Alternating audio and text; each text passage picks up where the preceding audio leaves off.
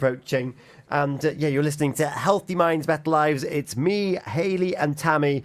We've just been listening to the fantastic Sophie Buckley from PAVS talking about social prescribing. In fact, we've had a message come in on the app. It was a pleasure to hear Sophie highlighting different approaches that are available now in terms of social prescribing. Paul has had a long association with PAVS and admire the dedication and commitment of the team. And if the name Paul Gisborne Hilton sounds familiar, it's the same Paul that was on the breakfast show this morning from the Over 50s forum, playing host to a very special guest this afternoon. I hope it went really well, Paul. Looking forward to hearing how that went. And again, another example, that forum, of talking ways on how the older people, the over 50s, can stay connected with their community here in Pembrokeshire. And we were just talking there after Sophie left us about social prescribing. It sounds great, but does the term in itself cause a bit of confusion, Hayley? This is what we were talking about. And is it being embraced fully, or is there still that sense of, oh, I'm not sure because it's an intervention? Actually, I don't need that. Like, what's some of your thoughts? Yeah, I think it's a is it for me kind of thing, isn't it? You know, if you've never been involved in it, or you're just coming out of feeling isolated and you need somewhere to go, is that the space for me? If it is social prescribing, do I need to go, as Sophie said, you don't in Pembrokeshire, but in some places you do need to go through your GP. So it means trying to get an appointment. Maybe there's nothing particularly wrong with you GP-wise, but I know in Pembrokeshire there are self-referrals. But if you, I suppose, go back to what I said earlier, it's that awareness raising, isn't it? It's knowing what the referral pathways are, how can I access it, and who is it for, who will it benefit? And it's quite a broad range of people, isn't it? I think that for me is the biggest benefit, is that it's not a case of I've got these kind of symptoms, therefore I'm going to fall into this funnel, or this funnel. What I love about the concept of social prescribing is that it is inherently holistic. It's looking at everything depending on your age and whatever symptoms you might have, and your own well-being factors that make you feel and spring alive. If you've got the resources around you, of which PAVS, Sophie there, very keen, and I'm going to reiterate the thanks to the people that put these groups on, there really is something for everyone. And if we know what it is that we want, then we can actually be on that upward spiral. I'm going to say that phrase once more time. And it's actually really exciting. And that question that you just posed there, Hayley, is it for me? The answer is probably yes, it is. Once you get over that first hurdle, Tammy, that hurdle though could feel massive if you're someone that's had difficulty with that initial integration with other groups. Yeah, absolutely. If you've been socially isolated, to actually make that first step is going to seem like you say, a huge obstacle. And sometimes, you know, just even breaking it down to the simplisticness of just the jargon. An individual may be just a bit overwhelmed just by the words social prescribing. So to have Sophie on just to explain it so well, and to give examples and to talk about the good work of like the community connectors, I really hope it is just breaking down those barriers, and just saying, like you say, you know, it is for everyone. It does work. It is successful. There are projects out there, and it's just about, just like you say, embracing it. Yeah. What I love is that they've identified that, and they can actually try and arrange for someone to go with you to that first session and actually make those introductions through that connector network.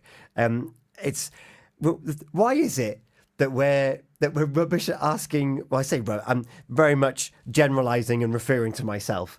Why are we so rubbish at asking for help in the first place? And then once we know that we need help, why are we so reticent to actually take our own advice and that conclusion that we've come to and actually going to that session in the first place? I'm going to keep with you, Tammy. I just think it's just sometimes it's not actually ingrained in us. Just that kind of asking for help. Looking for help, acknowledging. I mean, that's the first thing, isn't it? Is just to actually recognize that perhaps you do need that little bit of help. But again, we also know, just thinking of the worst case scenario, when we get to that worst case scenario, it's not as bad as what we ever thought it was. And I say that to like my clients, just thinking about something, that playing that over and over again in your head, that, you know, just rehearsing it. And when you actually do it, actually it's not as bad as what you actually thought it was going to be. Yeah. There's the thing with going to a new group is that you walk into the room and you think everybody's known each other forever. Yes. And everyone is an expert, and yet half the group might have only turned up to their first session the week before. Yes, And yes. depending on where they're at in their journey, so say a pottery class, for example, it's the session where it all goes into the furnace, into the kiln, and then it comes out and you've got this wonderful ceramic vase. And if that's your first session, you think, well, I can't do that. And what you've missed out actually is the 6 or 7 weeks preceding that, where they couldn't even turn the wheel and keep the clay on the tray.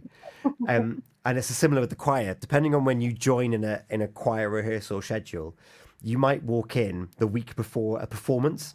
So you're walking in as you're honing in on like fine tuning 6 or 7 songs, and you walk in, you'll think, well, I can't do that. And then, but then if they were only to come for one more week, the second week, right, we're learning a new song from scratch. And then you realize that everybody is in the same boat, and it's not a song that you've sung for a year, 2 years, whatever it might be. And it's something that everyone's listening to for the first time. You think, these are my kind of people. We all sound the same here. It's belief systems, and we've spoken about that before, isn't it? It's just, and again, what Hayley, you know, spoke about just before Christmas, it's managing expectations as well. Yeah. So it's come full circle. Hayley, that those belief systems and coming to these different groups and getting over those hurdles. But as we've heard, there's a wide margin of things that we can do to help ourselves. Yeah, absolutely. And I really think that's always going to be the first step, isn't it? It's that empowering yourself. You have to notice that there's a problem.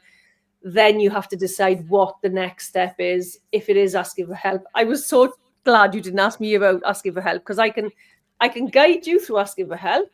I won't do it though. But do as I say. I can give you all the advice in the world. But I do think, you know, if you are feeling isolated, you have noticed that there's a problem, you are ready for some kind of support, you don't know what it is, even if you don't know what it is, I reckon the community connectors is a good place to start, because they may say, no, we haven't got anything for you, or they may say, we have loads of things for you, come and try it all. You know, it could be anything in between that. It could be the one perfect thing for you. And of course, no, you carry on. Go. I was just going to say, you've got to take that first step to ask, haven't you? Yeah.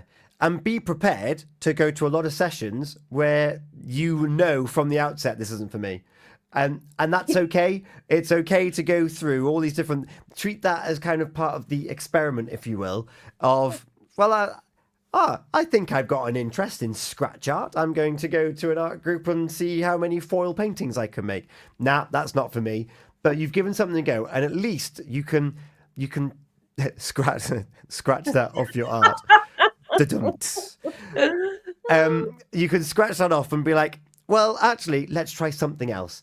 And actually, through trying lots of different things, you find the thing that does light your soul on fire. And it might be that actually, I really like doing this particular activity, but not necessarily in this environment. I want to be with more people that have more interests like sport and scratch art. So actually, I'm going to see if there's another group that does something similar. So there are lots of different variables to get the maximum output. But the main thing is that you're out there, you are trying something, you're developing, you're reducing your isolation, and you're communicating, you're becoming social, and you're building skills up for when you do find yourself in a new room. And Tammy, that's a great outcome. Yeah, absolutely. Just to actually just to be able to socialize, just to be able to be with like-minded people, or to find people that are just new friends.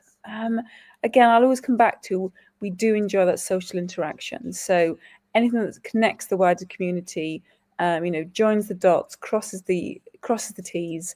And as Hayley and Sophie have said, if there isn't something already happening, there are people there that can make it happen or start the process.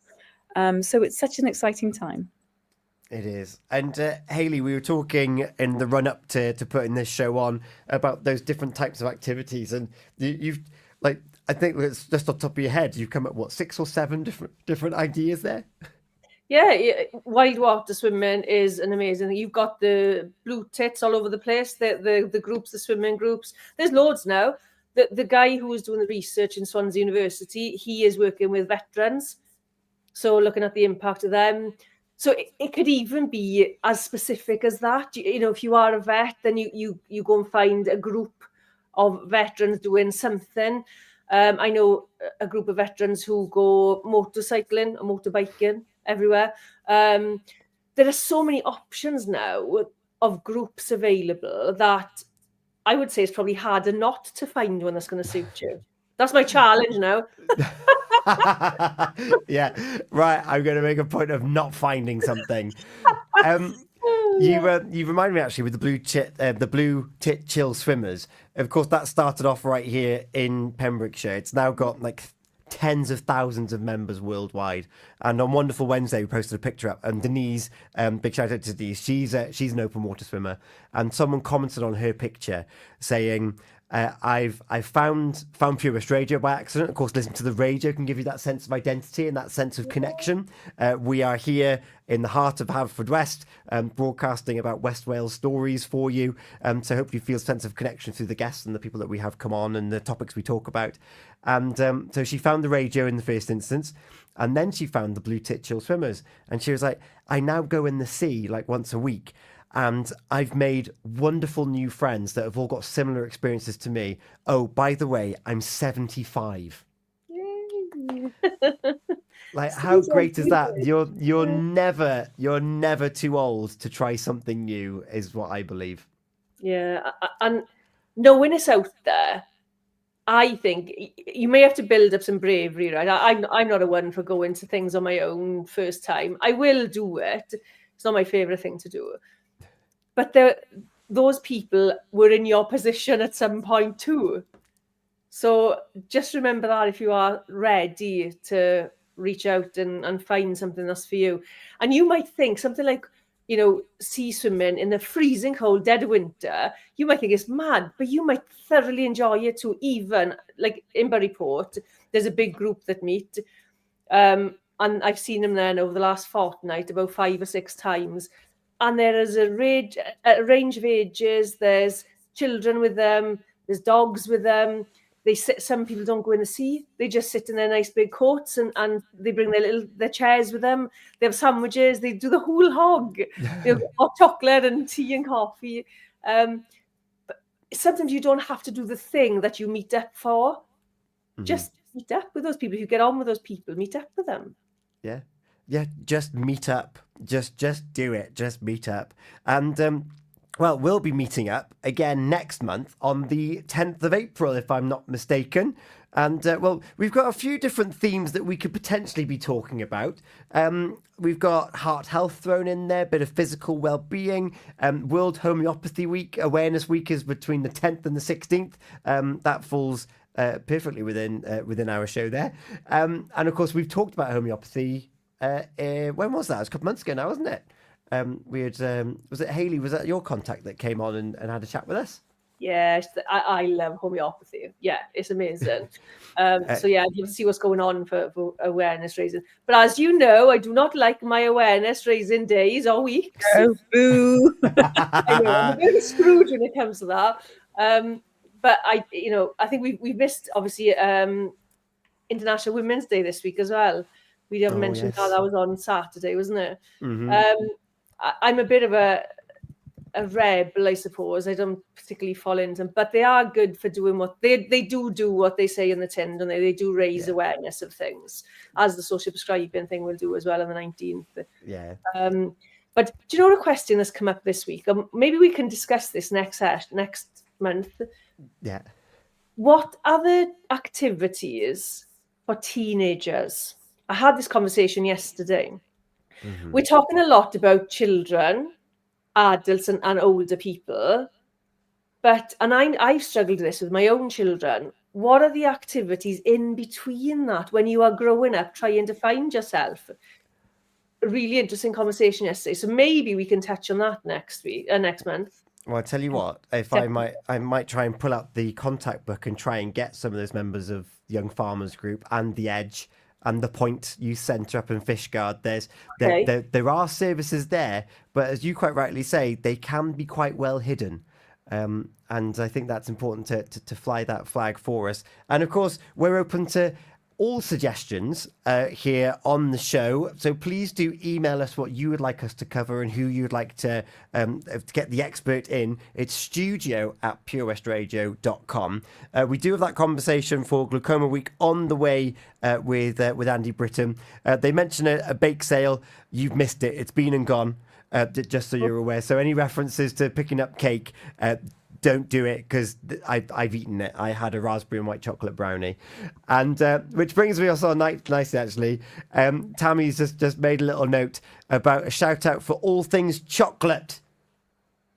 Yes, well, it's April. So we have to talk about, well, not necessarily Easter, but, chocolate. I'm sure that we could talk about chocolate. I hear it's got good qualities for releasing feel-good hormones. Yes, so there's a good tie there to oxytocins and the feel-good. Yeah, that's make a note. We'll make a note. Thank you both so much for your time and your insights as ever here on Healthy Minds, Better Lives. Thank you to you for listening and contributing with the comments and dropping your emails in. That email again, if you want to join us or have a topic for next month, it's studio@purewestradio.com. Hayley, Tammy, until we blink our eyes and we're back again together, have a great couple of weeks, and look forward to hearing what you've been up to in a couple of weeks' time. Yeah, you too. Thanks. Bye, everyone. Bye.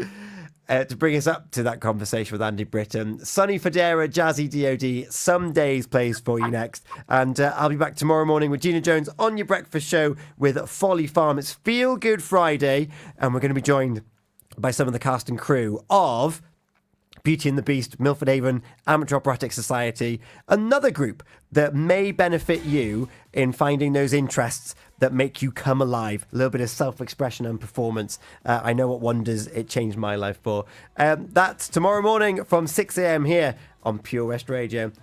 See you both. Bye.